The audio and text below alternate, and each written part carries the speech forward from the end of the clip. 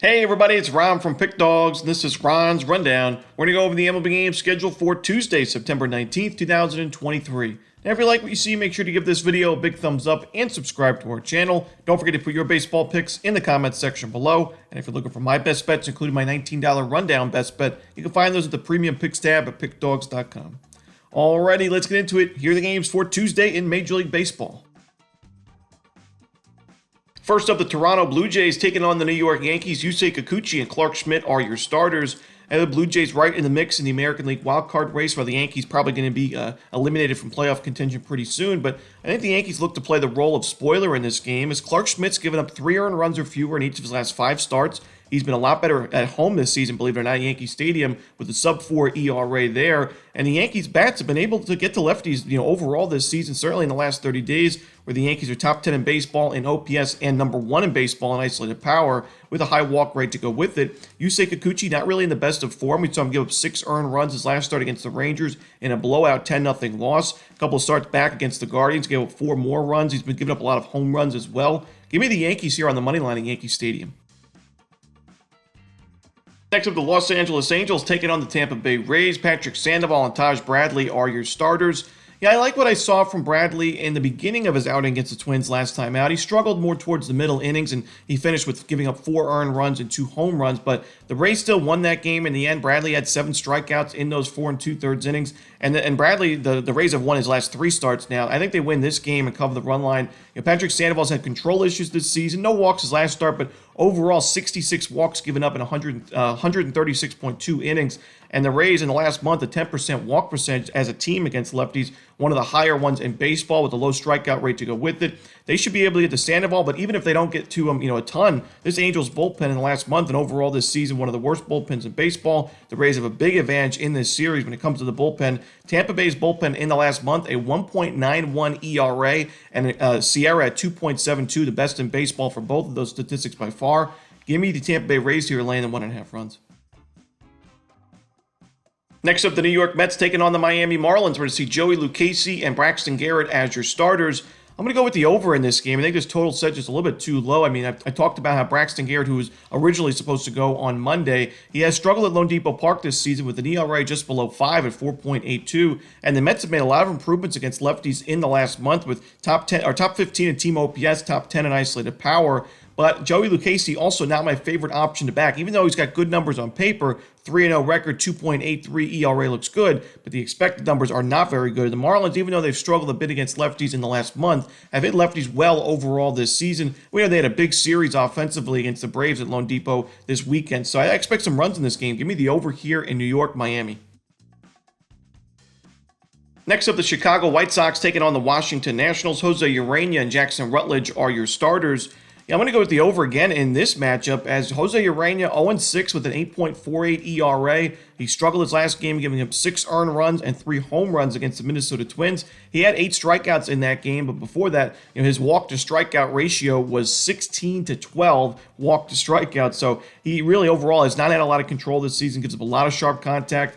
I think the Nationals get to him. Jackson Rutledge made his Major League debut for the Nationals his last start. It was 3 2/3 innings of 10 base hits, 7 earned run baseball. I can't trust him here. I don't love either of these offenses too much, but especially against righties, but I think they'll be good enough here against these starters and weak bullpens. So give me the over in Chicago, Washington. Next up, the Philadelphia Phillies taking on the Atlanta Braves. Christopher Sanchez and Spencer Strider are your starters. We saw the same pitching matchup last week, and Christopher Sanchez actually pitched pretty well in that game, honestly. 7 1/3 innings, 4 runs against the Braves is not that bad with 10 strikeouts to go with it. He gave his team a chance to win that game, and the Phillies bats just didn't back him up in the end. But now with Atlanta already clinching the NL East division, we saw him play not the best baseball in Miami. I think there's value with the Phillies in this game personally. Strider hasn't been the best at Truist Park this season with an ERA above 4, and even though the Phillies didn't get to him last time out, the Phillies have still been one of the better lineups in baseball against righties in the last month. So I think there's value with Philadelphia. I'm going to take the Phillies plus the 1.5 runs here. I think they keep this game close, but I'm also going to sprinkle on the money line at a really good plus money price because I think they have a shot to win it outright as well. Next up, we see the Minnesota Twins taking on the Cincinnati Reds. No official starter for Cincinnati, but Shinji Kenta Maeda going for Minnesota. Now, I know Maeda's been better on the road this season than at Target Field. However, he's given up at least one home run in 11 straight outings and 12 of 13 as well. And, you're at the second most hitter-friendly ballpark in baseball in a stadium, Great American, where a ton of home runs are hit. I do think Cincinnati, even though their bullpen, the expected numbers aren't the best in the last month, they still have a good ERA at 3.42, so it's a decent spot for Cincinnati, in my opinion, as the home team. Give me the Reds on the money line at Great American Ballpark. Next up, the Cleveland Guardians taking on the Kansas City Royals. Logan Allen for Cleveland, no official starter for the Royals. The Guardians took a really tough loss on Monday afternoon. They blew the lead late. There was a 2-run lead with 2 outs in the 8th inning, bottom of the 8th. The Royals scored 4 runs with a 2-out rally, and they won that game 6-4. But I still think the Guardians are the better team. I think Logan Allen's going to be the better starting pitcher in this matchup. I think it's a better matchup for the Guardians pitchers in this game. Allen's pitched well against the Royals this season. He faced them a couple of times, 10 2/3 innings, a sub 3.4 ERA. The Royals in the last month against lefties, not the best OPS numbers. The power numbers are pretty good, but I still think Logan Allen, a starter who keeps the ball on the ground, should have a good outing here, give his team a good chance to win. And even though the Guardians bullpen blew it on Monday, they still have some of their better relieving options available for this game. So give me the Cleveland Guardians on the money line. Next up, we see the Pittsburgh Pirates taking on the Chicago Cubs. No official starter for the Pirates, but we should see Javier Assad for Chicago. It's a tough game because it's really tough to go against the Cubs in this season series. They've just absolutely dominated the Pirates this season.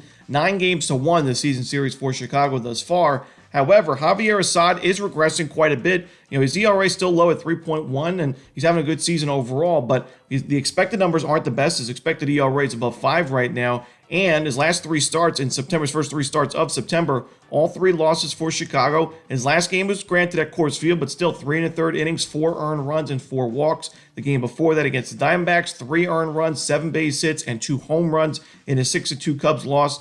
The Pirates bullpen, if this is a bullpen game, it's actually been pretty solid in the last month. Sub 4 ERA, decent expected numbers. I'm going to take the Pittsburgh Pirates plus the 1.5 runs on the road on the run line.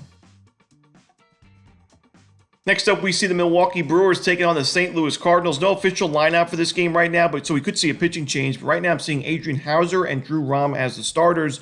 I'm going to lean towards Milwaukee. It's not my favorite game on the board. Rom pitched pretty well in his last start against the Orioles. Got to give him credit. 5 1/3 innings of shutout baseball with 7 strikeouts, but we really hadn't seen anything like that from Rom before that game. And the Brewers have really good, solid numbers against lefties in the last month. They're top 15 in OPS. Very low strikeout rate at 17.9%, high walk rate at 10.5%. So it's not really the best matchup for Drew Rom. And even though Hauser's not my favorite option to back, I do think the Brewers bullpen, if this is a close game late, has a big advantage in this series and in this game. So give me Milwaukee here and a lean on the money line. Next up, the Boston Red Sox taking on the Texas Rangers. Tanner Houck and Nathan Eovaldi are your starters. Since returning from the injury, we've only seen Eovaldi go an inning and a third, 2 1/3, and then 3 1/3 in his first 3 starts. The Rangers are 2-1 in those games. Eovaldi hasn't been the best on the mound in those outings, but he's been good enough to keep the team in the game and trust the lineup. A very good lineup in the American League for the Rangers. In the last month, they're top 15 in OPS and isolated power against righties with a high walk rate to go with it. Tanner Houck's been so hard to read. He's been very inconsistent lately. His last start was a quality start, shutout performance against the Yankees, but before that against the Orioles and Royals, 9 earned runs in 10 1/3 innings, giving up a homer and 3 walks to go with it. So it's tough to know what we're going to see from Tanner Houck. He's been a little bit better on the road, but not by much. I still think the Rangers have the much better lineup, and I think Eovaldi is the better starting pitcher, so I'll lean towards Texas in the first 5 innings on the money line. Next up, we see the Seattle Mariners taking on the Oakland Athletics. Luis Castillo and Paul Blackburn are your starters. Now, Luis Castillo has not faced the Oakland A's on the road once this season, but he did last year, and he struggled quite a bit in those games. And I am a little bit worried about him here because we know Castillo has been better, a lot better at home this season than on the road. It makes sense. T-Mobile Park is a very pitcher-friendly ballpark. Castillo at home, a 2.52 ERA, an 8-3 record in 96 1/3 innings, 118 strikeouts, so well over a strikeout per inning, and a very low 178 opponent's batting average. But when you put him on the road, a solid 3.71 ERA, decent 5-4 record, but only 81 strikeouts in 85 innings, so less than a strikeout per inning by far, and a 245 opponent's batting average, right around 70 points higher than when it is at home. So I'm a little bit concerned with that because of the price we see with Seattle in this game. The fact that Paul Blackburn's been sharp himself at home with a 3.56 ERA. The A's are 3-2 in his last 5 starts, including a win over the Texas Rangers team, another team fighting for a playoff spot in the American League.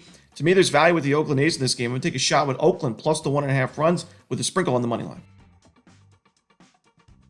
Next up, it's the Baltimore Orioles taking on the Houston Astros. There's no official lineup for this game, so we could see a pitching change, but I'm seeing Kyle Gibson and Hunter Brown as the listed starters.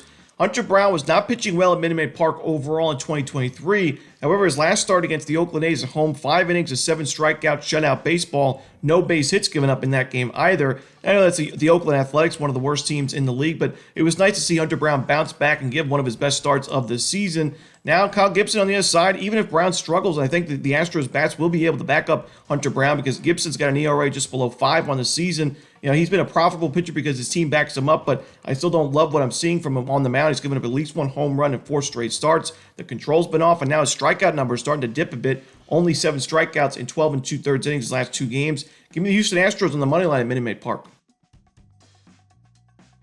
Next up, we see the San Francisco Giants taking on the Arizona Diamondbacks. Alex Cobb and Zach Gallen are the starting pitchers for now, but there is no official lineup for this game, so we could see a pitching change.